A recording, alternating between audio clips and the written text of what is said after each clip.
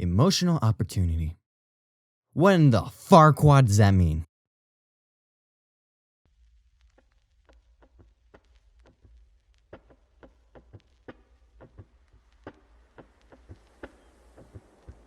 Hey, you. Yeah, you. Characters lack emotion. Get rid of them. They're bad or terrible anyways. Story lacks emotional opportunities. Throw it in the trash. If you want a good narrative and characters, then you need emotional opportunity.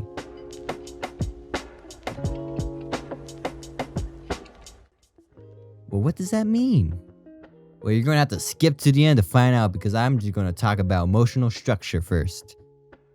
Don't actually skip to the end. If you want to make a good story and characters, you really need to understand emotional structure. And if you skip to the end, then you're a bad person. Plus your story's hot garbage.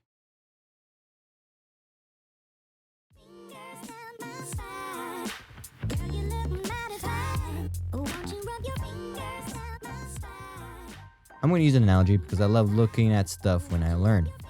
A wise man once said, ogres are like cake. Onions, okay? It's onions. When you finish making a character, you should have a nice onion filled with layers and layers of emotion, including animals, if in case the animal is made to benefit the story in any way. And I hate to bore you with every single detail of an onion and then compare it to a character, but that's exactly what I'm going to do.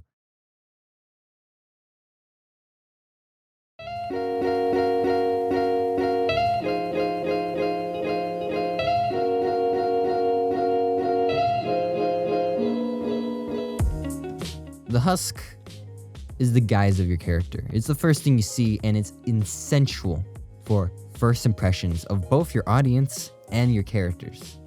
Your character's appearance has nothing to do with the character's personality.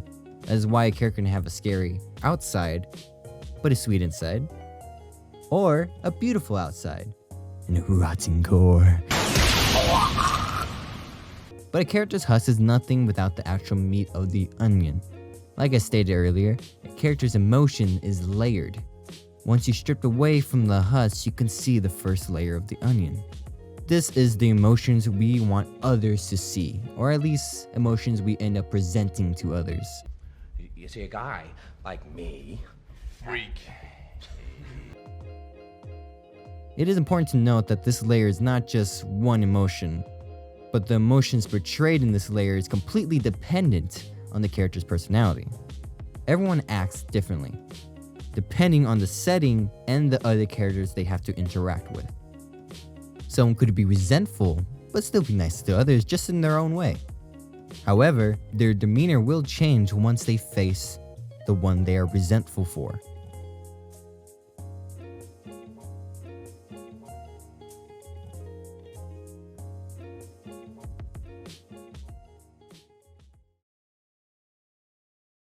Layer 2.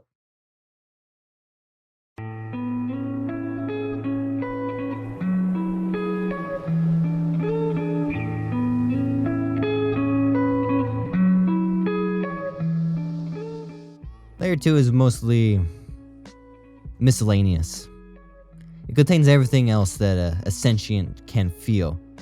There's not much to say about this layer, but it's important to understand that there's different types of one emotion. You have beautiful eyes.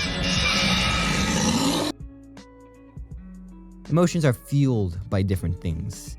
The way we handle situations and different type of emotions come from previous experiences. My favorite way of explaining this is through a comic book universe. Because I love Batman.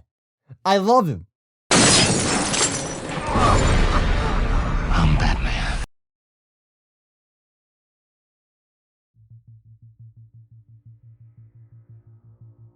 Everyone knows Batman doesn't kill, or use guns, or kill people with guns, or kill guns with people, but give Bruce a gun when his parents died and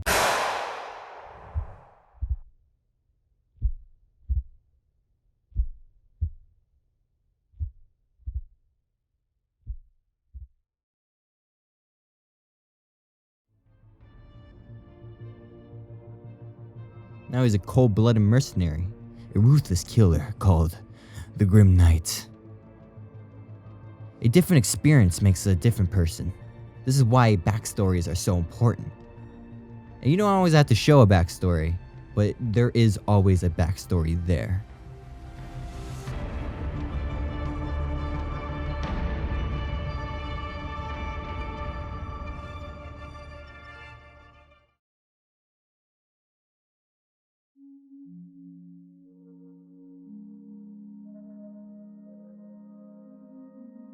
The final layer is the core of the onion. It is something so many narratives are missing. I know that look. You just killed someone. A layer so deep inside the onion that you have to cut deep down just to find it. Some emotions damage us mentally, physically, psychologically. It breaks us down. It tears us apart.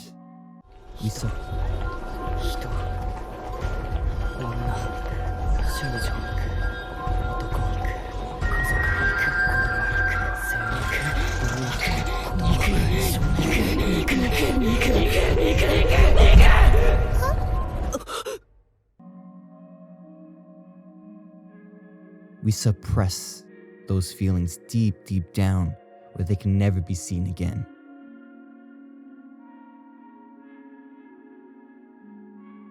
Or so we thought. Emotional opportunity is allowing the audience to see the entire onion. From the husk to the core. We may all feel emotions differently and in a variety of levels, but no one is incapable of feeling an emotion.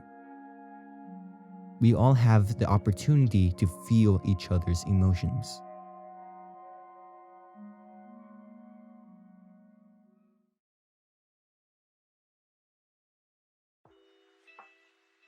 A game that displays this wonderfully is Ace Attorney. A game about being a lawyer and getting people the guilty sentence because they're bad and murderers. But it has a great mechanic where you can see the people in their most desperate state.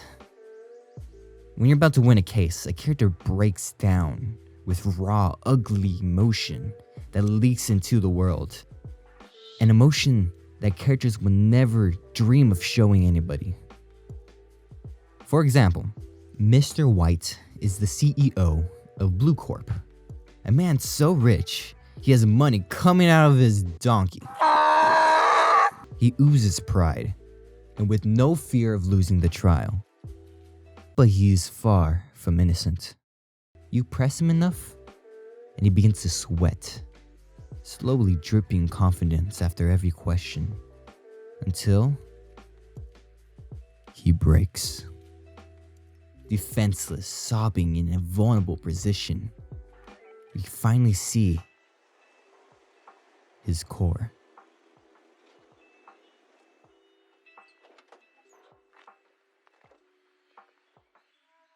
Unfortunately, Ace Attorney doesn't let us usually see the murderer after the trial, so we don't see them grow as a character, even though growth is such an essential part of any narrative. This isn't to say growth is needed for every character. Ace Attorney shows a good amount of growth through its main characters, but I really want to talk about one of my favorite characters in a fantastic new show. Kipo. Kipo tells a story of, well, Kipo, a young girl, once a cave dweller, protected from the new mutated world. Now stranded on the surface, forced to think creatively to survive. But I don't want to talk about Kipo. I want to talk about her first companion, Wolf. Wolf looks rough. She is harsh, as she has marks of nature's cruel reality. She's wearing a wolf skin like a trophy and wields a death stalker's tail as a weapon. Wolf stares with cold eyes and has a scowl that's showing her intense intent to survive, with a hostile attitude. We see this confirmed by Wolf's desire to eat Kipo's new pig friend, and threatening Kipo at first glance. She does end up helping Kipo, but shows no intention of making any connections.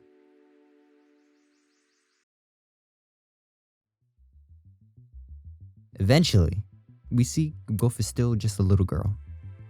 With childish dreams and aspirations, she's yearning for affection, friends, and connection, but she's too afraid to open up due to a horrific past experience.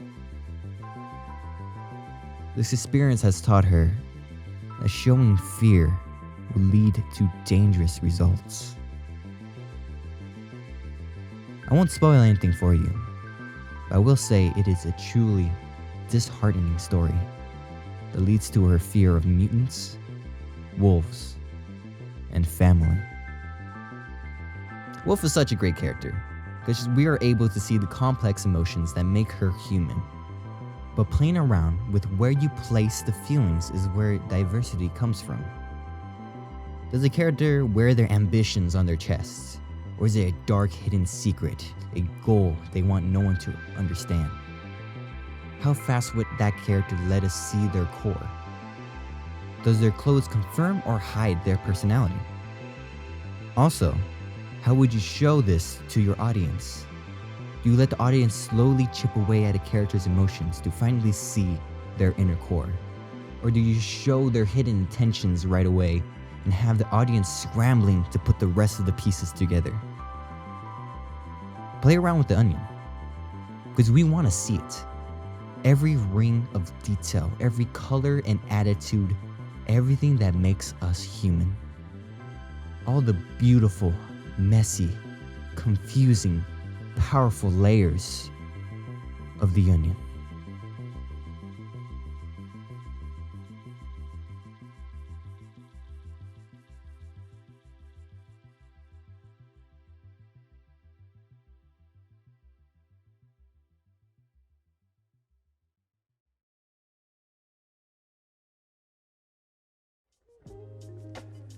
Hey, thanks for watching and sticking around for the end.